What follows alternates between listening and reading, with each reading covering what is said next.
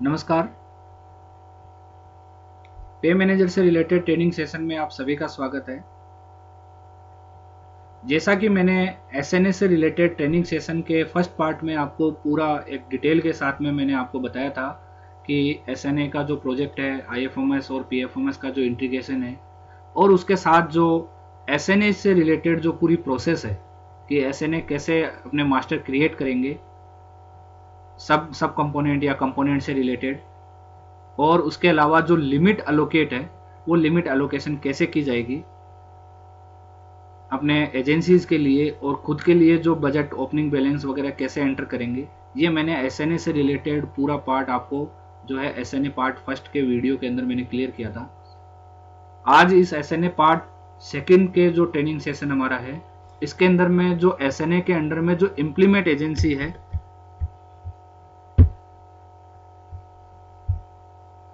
उस implement agency को क्या क्या काम करना है, कैसे उनका बिल प्रोसेस होगा, सॉफ्ट कॉपी कैसे जनरेट करनी है, ये मैं पूरी प्रोसेस आज के इस पार्ट सेकंड के अंदर बताऊंगा।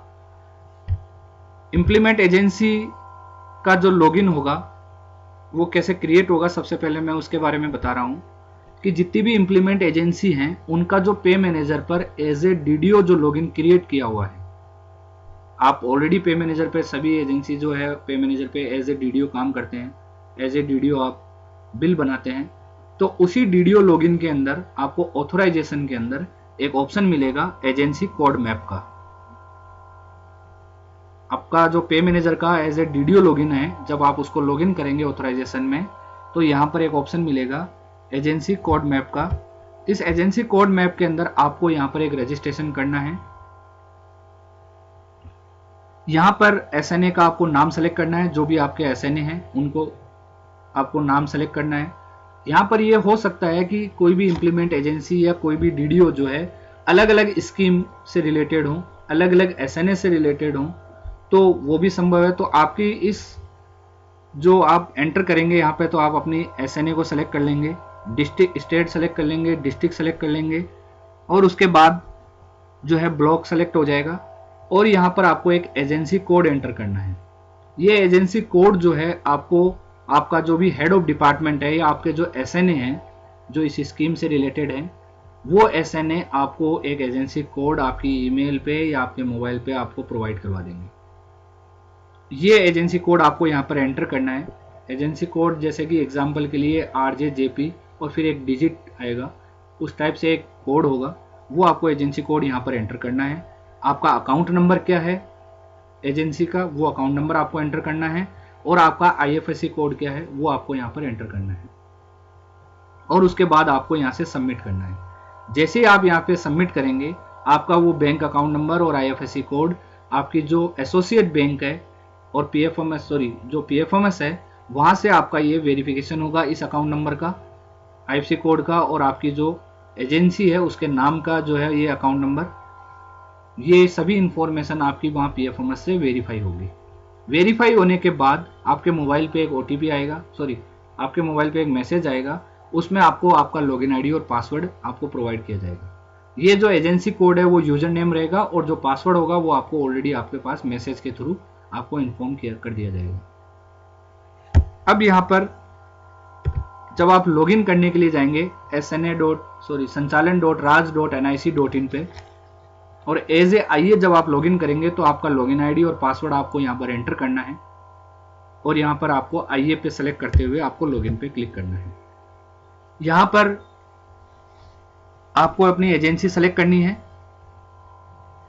जो भी आपकी एजेंसी होगी उसका नाम आ जाएगा। जैसे आप एजेंसी को क्लिक करेंगे तो आपकी एजेंसी की पूरी डिटेल और साथ में जो आपके एसएनए ने आपको लिमिट अलोकेट की है वो आपको यहाँ पर दिख जाएगी। आपकी एजेंसी का कोड, आपकी एजेंसी का नाम, अकाउंट नंबर, IFSC कोड और लिमिट जो आपकी एसएनए ने आपको जो है अलोकेट किया है, वो आपको यहाँ पर लिमिट दिख जाएगी। अगर इससे रिलेटेड अगर कोई हिस्ट्री भी होती है कि कितना आपको अमाउंट अलोकेट हुआ था, कितना आपने एक्सपेंडिचर कर दिया, ये पूरी हिस्ट्री के अंदर भी आप क्लिक करके देख सकते हैं। अब जो यहाँ पर आपको एक ऑप्शन दिख रहा है होम पेज का, जैसे आपने यहाँ पर अपनी इंफॉर्मेशन देख ली, जब आप होम पे क्लिक करेंगे होम पे क्लिक करने के बाद इस तरीके की कुछ स्क्रीन आपके सामने आएगी, मेनू आपको ऑप्शन दिखेंगे। अब यहाँ पर जो एजेंसी है, इम्प्लीमेंट एजेंसी है, उस इम्प्लीमेंट एजेंसी को आपके जितने भी वेंडर हैं, बेनिफिशियरी है, उनका सबका मास्टर डेटा क्रिएट करते हुए उनका पेमेंट क्लियर करना है। उसके लिए सबसे पहले आपके जो वेंडर हैं उन सभी वेंडर का एक ग्रुप क्रिएट करना है। आप एक ग्रुप भी बना सकते हैं, अलग अलग आपके अगर इम्प्लीमेंट आपके वेंडर ज़्यादा हैं तो आप उनको अलग अलग ग्रुप में रखना चाहें, जैसा भी आप ग्रुप क्रिएट करना चाहें आप यहाँ पर ग्रुप क्रिएट कर सकते हैं। मल्टीपल ग्रुप भी क्रिएट हो सकते हैं, सिंगल ग्रुप भी क्रिएट हो जाएंगे, जैसे भी आपको आपकी सुविधा के हिसाब से जो भी आप ग्रुप बनाना चाहें आप बना सकते हैं। सेकंड पार्ट है वेंडर का मास्टर आपको यहाँ पर क्रिएट करना है। वेंडर मास्टर क्रिएट करने के लिए आपको कुछ इन्फॉर्मेशन भरनी है, जैसे आपकी वेंडर की डिटेल आ जाएगी, नाम, bank account number, payment type क्या है, आप बेनिफिशियरी का है या वेंडर का है, वो पेमेंट टाइप आप यहाँ पर सेलेक्ट कर लेंगे। बैंक की डिटेल आपकी एंट्री होगी, मोबाइल नंबर एंटर हो जाएगा, और जो आपने ग्रुप क्रिएट किए हैं उनमें से कौन से ग्रुप में आप रखना चाहते हैं वो क्रिएट होके और यहाँ पर सबमिट हो जाएगा। यहाँ पर जैसे ही आप इंफॉर्मेशन सबमिट कर देंगे आपकी जो वेंडर या बेनिफिशियरी की डिटेल होगी वो आपको यहाँ पर दिख जाएगी। अब यहाँ पर आपने जो बैंक अकाउंट और IFSC कोड और जो डिटेल आपने यहाँ पर एंट्री की है वेंडर की या बेनिफिशियरी की, ये अकाउंट नंबर वेरिफिकेशन होने के लिए PFMS पे जाएगा ऑटोमेटिकली सिस्टम द्वारा और वहां पर वेरीफाई होगा। अगर ये अकाउंट नंबर, IFSC कोड और जो आपके वेंडर का जो नाम है या बेनिफिशियरी का जो नाम है अगर वहां पर वैलिडेट हो जाता है, अप्रूव हो जाता है, तो उसके बाद आप इस वेंडर को पेमेंट कर सकते हैं। तो ये आप यहाँ पर पूरी डिटेल आपके सामने आ जाएगी। अगर आप जो भी एंट्री आपने कर दी हैं, आप ऑलरेडी मास्टर क्रिएट कर चुके हैं, उनको सर्च करना चाहें तो वो आप सर्च भी कर सकते हैं नेम और ग्रुप के हिसाब से। यहां पर जैसा कि आपको एक अपडेट और डिलीट का भी बटन दिखेगा, आप अगर किसी वेंडर को अगर डिलीट करना चाहें या कुछ अपडेट करना चाहें बैंक अकाउंट के अलावा तो वो सारे इंफॉर्मेशन आप अपडेट भी कर सकते हैं। और अगर डिलीट करना चाहें, अगर इस वेंडर को या बेनिफिशियरी को अगर एक बार भी पेमेंट नहीं हुआ है और आप उसको डिलीट करना चाहते हैं तो आप डिलीट भी कर सकते हैं। लेकिन अगर पेमेंट अगर एक बार हो गया है उसके बाद आप यहां से डिलीट नहीं कर पाएंगे। थर्ड ऑप्शन बताया मैंने आपको डिडक्शन मास्टर का, जो इतनी भी आपकी कटौतियां होती है आप उनका एक मास्टर क्रिएट कर देंगे। यहां पर आपके पास ऑप्शन रहेगा SNA के ऊपर कि आप 10 कटौतियां आप यहां पर एंटर कर सकते हैं। GST हो गया, इनकम टैक्स हो गया, या इसके अलावा और जितने भी आपके डिडक्शंस हैं वो आप यहाँ पे कर सकते हैं। आप मास्टर क्रिएट कर लेंगे। मास्टर क्रिएट होने के बाद जब आप बिल बनाएंगे आपको डिडक्शन वहां पर क्रिएट करना है। यहां पर सिर्फ आप मास्टर क्रिएट करना है कि हमारे ये डिडक्शंस होते हैं। अब आपको पेमेंट करना है किसी भी वेंडर को या बेनिफिशियरी को, तो यहां से आपकी प्रोसेस स्टार्ट हो जाएगी, क्योंकि आपके मास्टर पूरे प्रोसेस हैं, आपके वैलिडेट हो चुके हैं अकाउंट नंबर। उसके बाद अगर आपको पेमेंट करना है, जब भी हर बार आप पेमेंट करेंगे तो सबसे पहले आप बिल नंबर एलोकेट करेंगे। बिल नंबर एलोकेशन में आप जाके आपको वेंडर टाइप सेलेक्ट करके और बिल नंबर और मंथ वगैरह सेलेक्ट करके और स्कीम का नाम, अगर हो सकता है एक ही वेंडर, एक ही जो इम्प्लीमेंट एजेंसी है वो अलग अलग स्कीम के साथ हो तो आपको वहाँ पर स्कीम अलग अलग दिख जाएगी। आप यहाँ पर स्कीम सेलेक्ट करते हुए बिल नंबर एलोकेट कर देंगे।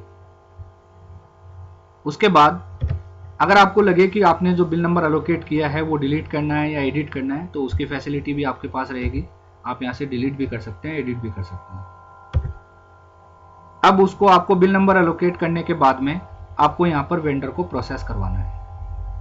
वेंडर को प्रोसेस कराने के लिए जैसे आप स्क्रीन पे जाएंगे, क्लिक करेंगे, बिल नंबर सेलेक्ट करेंगे, आपको यहाँ पर पार्टी का नाम, जो वेंडर का नाम आपने सेलेक्ट कर रखा है वो आपको सेलेक्ट करना है। सर्च करके आप जैसे एंटर करेंगे तो यहाँ पर उसकी वेंडर की पूरी डिटेल आपके सामने फिल होके आ जाएगी। आपको सिर्फ अमाउंट, सैंक्शन नंबर और सैंक्शन डेट आपको एंटर करना है और फिर उसके बाद सबमिट करना है। जैसे आप सबमिट करेंगे वो बिल आपका प्रोसेस होके वेंडर का जो डिटेल है और उसका जो ग्रॉस अमाउंट और नेट अमाउंट है वो आपको यहाँ पर दिखा देगा। अगर आप इसमें और नए वेंडर को ऐड करना चाहते हैं इसी बिल के अंदर तो आप ऐड न्यू पे क्लिक करके नए वेंडर को भी प्रोसेस करवा सकते हैं। इसी ऐड आप बिल के अंदर और भी नए वेंडर ऐड कर सकते हैं। यहाँ पर आपके पास अगर डिलीट करना हो किसी वेंडर को, डिलीट की फैसिलिटी भी है। अगर आपको जो डिडक्शन करना हो, जैसे मैंने आपको बताया आपने मास्टर वहां क्रिएट कर दिए हैं, अब आपको अगर इस वाले पेमेंट से किसी भी तरीके के कोई डिडक्शंस करने हो तो आप ऐड डिडक्शन पे क्लिक करते हुए आप डिडक्शन ऐड कर सकते हैं। इनकम टैक्स के हैं, जीएसटी के हैं, ये सभी डिडक्शंस आपके यहाँ पर ऐड हो जाएंगे। यहाँ पर मैं डिडक्शंस की बात है तो मैं आपको थोड़ा सा क्लियर कर देता हूँ। डिडक्शन से रिलेटेड आपने वहाँ पर मास्टर क्रिएट कर दिया, डिडक्शन का नाम दे दिया, परसेंटेज दे दिए, यहाँ पर आपने डिडक्शन का जो है डिडक्शन कर भी दिया और आपका नेट अमाउंट भी कम हो गया और ग्रॉस अमाउंट आपका जो है वो आपको दिखा देगा। अब यहाँ पर बात आती है कि आपने अगर डिडक्शंस किए हैं तो उन डिडक्शंस को पेमेंट कैसे होगा। जैसे आपने जीएसटी अगर काट ली है तो जीएसटी का जो पेमेंट है वो जीएसटी के पोर्टल पे कैसे सबमिट होगी। आपने यहाँ पर अमाउंट जीएसटी का 1% या 2% जो भी आपने डिडक्शन किया है उसके लिए आपको एसएनए पोर्टल पे जीएसटी टीडीएस पेमेंट का एक ऑप्शन मिल जाएगा, जिसमें आप पहले सबसे पहले जीएसटी के पोर्टल पे जाके वहां से सीपीआईएन जनरेट करेंगे और उसके बाद आप यहाँ पर उस सीपीआईएन को यूज में लेते हुए जीएसटी टीडीएस पेमेंट कर देंगे और वो पेमेंट जो है आपके बैंक के थ्रू होते हुए आपके जीएसटी के पोर्टल पे सबमिट हो जाएगा। जीएसटी टीडीएस जैसे कि नॉर्मली हम पे मैनेजर पे भी आप जीएसटी टीडीएस का बिल बनाते हैं सीपीआईएन जनरेट करके, सेम इसी तरीके से आपको जीएसटी टीडीएस का एक ऑप्शन जो है यहाँ पर एसएनए के पास अवेलेबल हो जाएगा। सेकंड आता है इनकम टैक्स का, कि अगर मान लीजिए आपने इनकम टैक्स का डिडक्शन किया है, आपका अमाउंट यहाँ पर पार्टी के लिए कम हो गया, लेकिन आप उस इनकम टैक्स को कैसे सबमिट करेंगे, तो सिस्टम द्वारा ऑटोमेटिकली जो है इनकम टैक्स के जितने भी जो पेमेंट्स होंगे वो ऑटोमेटिकली बैंक को फॉरवर्ड करके बैंक के थ्रू उनका जो है पेमेंट कर दिया जाएगा। आपको सिर्फ यहाँ पे इनकम टैक्स के हिसाब से जो है आपको डिडक्शन करना है। इसके अलावा मान लीजिए कोई दूसरे डिडक्शंस हैं, जैसे एसडी के डिडक्शंस हैं या कोई और दूसरे स्टेट गवर्नमेंट के किसी हेड में वो डिडक्शन जाने हैं, तो आपने वहां पे उनका डिडक्शन नाम के हिसाब से तो डिडक्शन तो कर दिया, लेकिन उनके हेड में वो पेमेंट कैसे जाएगा उसके लिए आपको ई ग्रास की साइड पे जो है वहां पे एयू बैंक के नाम से आपको चालान बनाना है। बैंक आपको वहां पे एयू बैंक सेलेक्ट करना है और वहां पे जीआरएन सेलेक्ट करना है। आपको एक जीआरएन जनरेट करना है, एक चालान जनरेट होगा ई ग्रास की साइड पे एयू बैंक को सेलेक्ट करते हुए। जैसे आपकी जो भी एसोसिएट बैंक है, जैसे अभी एसोसिएट बैंक एयू है, तो आपको एयू बैंक को सेलेक्ट करते हुए जीआरएन का एक जीआरएन जनरेट करना है और वो जीआरएन जनरेट करते हुए फिर आपको यहाँ पर एक ऑप्शन दे दिया जाएगा जिसके थ्रू एक बिल बनेगा पूरा डिडक्शंस का और वो आपके एयू बैंक के पास चला जाएगा और वो जो पेमेंट्स है वो संबंधित उस हेड के अंदर पेमेंट हो जाएगा, या वहां पे अगर किसी डिडक्शन बैंक अकाउंट में होना है तो वहां पर पेमेंट कर दिया जाएगा। तो ये डिडक्शंस की पूरी प्रोसेस है जो मैंने आपको बताई है कि आप अगर यहाँ पे कोई भी डिडक्शन करेंगे उस बिल में तो यहाँ पर ऐड डिडक्शन करने के बाद में सिर्फ आपको नाम दिखाएगा, आपको अमाउंट क्लिक करना है और आपका डिडक्शन हो जाएगा। लेकिन वो डिडक्शंस बाद में जब डिडक्शन आपका ये पार्टी को पेमेंट हो जाएगा उसके बाद आपको वो डिडक्शन सबमिट कैसे कराने हैं उसकी मैंने आपको प्रोसेस बताई है कि जीएसटी टीडीएस का एक अलग से एक प्रोसेस रहेगा, इनकम टैक्स का ऑटोमेटिकली सिस्टम द्वारा जो है बैंक को ऑटोमेटिकली यहाँ से फॉरवर्ड कर दिया जाएगा। ई ग्रास से रिलेटेड जो बाकी के जो आपके डिडक्शंस है, जो स्टेट गवर्नमेंट के किसी हेड में अगर मान लीजिए आप डिडक्शन कर रहे हैं तो वो आपको जो है यहाँ पर एक चालान नंबर आपको जनरेट करना है ई ग्रास की साइड पे एयू बैंक को सेलेक्ट करते हुए और उसके बाद फिर आप यहाँ पर जो है एक जीआरएन नंबर जनरेट करके और आपको एक नया बिल प्रोसेस कराते हुए बैंक को फॉरवर्ड कर देना। इसकी एक अलग प्रोसेस रहेगी, वो मैं आपको जो डिडक्शंस के लिए अलग एक पूरी ट्रेनिंग में आपको जब अपडेट हो जाएंगे ऑप्शन तो उसके बारे में मैं आपको क्लियर कर दूंगा। अब यहां पर जो है आपको एसएनए फॉरवर्ड करना है। यहाँ फॉरवर्ड का मतलब आपको ने जो बिल अभी आपने प्रोसेस कराया है उसको फाइनल करना है। यहाँ पर जैसे आप इस ऑप्शन पे क्लिक करेंगे ये ओटीपी से ऑथेंटिकेट होगा। आपका ये ऑप्शन है बिना आपका ओटीपी से ऑथेंटिकेट बिना लॉगिन अंदर नहीं जाने देगा। यहाँ पर आपका जो मोबाइल नंबर आ रहा है ये मोबाइल नंबर जो डीडीओ है, आपका डीडीओ लॉगिन में आपने जो डीडीओ की इंफॉर्मेशन भर रखी है पे मैनेजर पर, वहां से ये फैच करके आपको आपके डीडीओ का जो है मोबाइल नंबर यहाँ पर दिखाएगा। तो पे मैनेजर की जो डीडीओ पर इंफॉर्मेशन आपने भरी हुई है वो आप चेक कर लें कि वहां पर आपका मोबाइल नंबर क्या दिया हुआ है। वो मोबाइल नंबर आपका जो है यहाँ पर आएगा। वो मोबाइल नंबर पे आप ओटीपी देंगे। ओटीपी एंटर करते हुए आप जो है इस ऑप्शन पे क्लिक करते हुए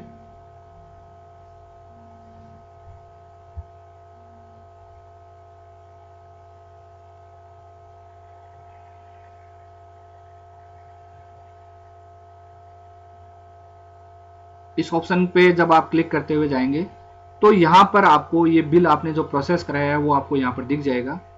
अब यहाँ पर जो है आपको सबसे पहले ऐड कंपोनेंट पे क्लिक करना है। ऐड कंपोनेंट पे जैसे आप क्लिक करेंगे आपके जितने भी सब कंपोनेंट हैं जो आपके एसएनए ने मैप किए हुए हैं अपने लॉगिन में, वो सभी सब कंपोनेंट आपको यहाँ पर दिख जाएंगे, उनके हेड भी यहाँ पर दिखेंगे। अब यहाँ पर जितने भी, अगर आपको मान लीजिए आप जो पेमेंट कर रहे हैं इस पार्टी को वो कौन कौन से सब कंपोनेंट से रिलेटेड है, उनके सामने आप अमाउंट एंटर करते हुए सबमिट कर देंगे। अगर कोई एक सब कंपोनेंट से रिलेटेड है तो आपको उसी के अंदर एंटर करना है, बाकी में मैंडेटरी नहीं है कि आप उनमें भी आप अमाउंट एंटर करें या जीरो एंटर करें। सिर्फ आपको उसी सब कंपोनेंट के सामने उतना अमाउंट आपको यहाँ पर एंटर करना है जितना उनके सामने आपको देना है, और फिर आपको यहाँ पे सबमिट बटन पे क्लिक करना है। ऐड कंपोनेंट पे क्लिक करने के बाद यहाँ पर आपके पास एक वैलिडेट पेमेंट का एक ऑप्शन आएगा। वैलिडेट पेमेंट पे आप जैसे ही क्लिक कर देंगे ये पेमेंट आपका यहाँ से फाइनल हो जाएगा, ये बिल फाइनल हो जाएगा। यहाँ से इसके बाद ये पेमेंट के लिए आपके सॉफ्ट कॉपी जनरेट के लिए चला जाएगा, जो आगे आप सॉफ्ट कॉपी जनरेट करते हुए आपकी एसोसिएट बैंक जो भी होगी, एयू बैंक है या जो भी बैंक है, उसके पास आपको सॉफ्ट कॉपी भेजनी है। इसके अलावा आपके पास में बिल स्टेटस का भी एक ऑप्शन रहेगा। आप स्टेटस भी देख सकते हैं कि आपने जो बिल बनाया है उसका क्या स्टेटस है, किस लेवल पर वो बिल पड़ा हुआ है। रिपोर्ट्स आपके पास अवेलेबल रहेगी। रिपोर्ट्स के अंदर, वेंडर रिपोर्ट के अंदर आपके पास रिपोर्ट्स अवेलेबल है, आप यहाँ से रिपोर्ट्स देख सकते हैं। आपको यहाँ पर जो है जो भी आपने बिल बनाया है उसके आप रिपोर्ट्स भी यहाँ से डाउनलोड करके जनरेट करके देख सकते हैं। ये आपको बिल प्रोसेस कराने से पहले बिल प्रोसेस होने के बाद आप तुरंत आप रिपोर्ट देख सकते हैं। उसके बाद जब आप वैलिडेट पेमेंट करेंगे उससे पहले भी आप रिपोर्ट्स देख सकते हैं। सॉफ्ट कॉपी जनरेट करेंगे उससे पहले भी अगर आप चेक करना चाहें कि हमें पेमेंट वापस एक बार चेक करना है पेमेंट बैंक को भेजने से पहले, तो भी आप दोबारा रिपोर्ट जनरेट करके चेक कर सकते हैं। अब जो नेक्स्ट पार्ट है हमारे इस पूरी प्रोसेस का कि सॉफ्ट कॉपी जनरेट कैसे करनी है। आपको जो आपकी इंप्लीमेंट एजेंसी का जो लॉगिन बना हुआ है उसमें डिजिटल के नाम से आपको एक ऑप्शन मिलेगा। यहाँ पर एक सॉफ्ट कॉपी जनरेट का एक आपके पास ऑप्शन आएगा।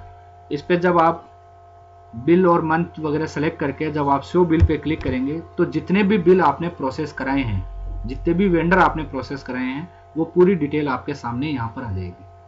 यहाँ पर आप सिंगल बिल को भी सेलेक्ट कर सकते हैं और सेलेक्ट ऑल करके जितने भी आपने बिल बनाए उन सबकी एक सॉफ्ट कॉपी जनरेट करके भी आप बैंक को भेज सकते हैं। यहाँ पर जैसे आप सेलेक्ट करके सॉफ्ट कॉपी जनरेट पे क्लिक करेंगे तो एक नंबर जनरेट हो जाएगा, एक यूनिक नंबर जनरेट होके ये फाइल जो है आपकी ऑटोमेटिकली ऑटो फॉरवर्ड हो जाएगी बैंक के पास में। जो भी आपकी एसोसिएट बैंक है उस बैंक के पास में ये फाइल आपकी चली जाएगी पेमेंट होने के लिए।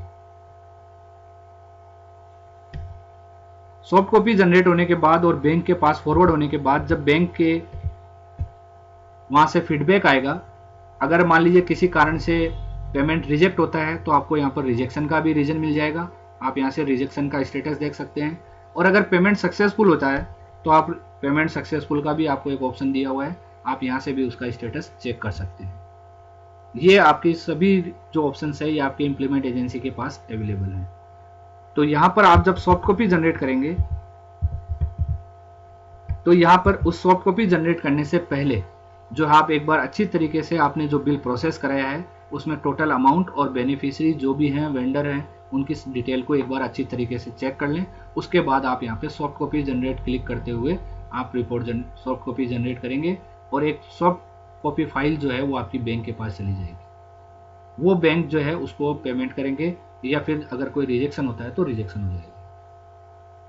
ये मैंने आपको पूरी प्रोसेस जो है इंप्लीमेंट एजेंसी के लेवल पर मैंने बताई है कि एक implement agency master data create करने से लेकर सॉफ्ट कॉपी जनरेट करने तक का क्या प्रोसेस रहेगा।